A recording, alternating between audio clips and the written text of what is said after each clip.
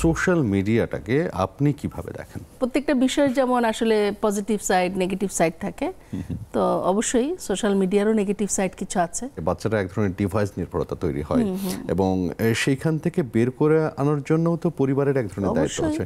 আজকের দিনে বাবা মাকে হতে হবে সবচেয়ে ভালো বন্ধু, না হলে বাচ্চা এক কথা আমি মনে করি হারাতে হবে। শিশুদের এবং নারীদের কিভাবে আসলে ক্ষতি সাধন করে বলে মনে করেন? আমি প্রচুর মেয়ে দেখেছি অল্প শিক্ষিত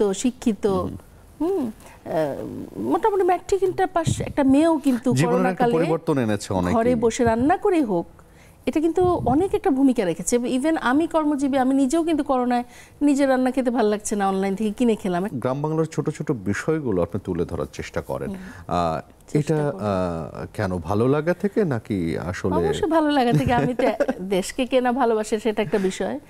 আর যেহেতু সরকারি চাকরি করে, এছাড়াও ছোটবেলা থেকে আমি ঘুরতে খুব পছন্দ করি। নারীর যে ইনকাম করার প্রবণতা, এটা ধীরে ধীরে বাড়ছে এবং ক্ষমতায়নটাও তৈরি হচ্ছে।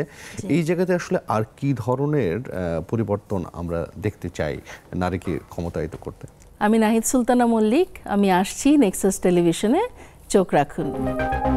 আমার সোশ্যাল মিডিয়া দেখবেন শুক্রবার রাত ৯টায়। প্রযোজনা রেজওয়ানুল কবির মাসুম।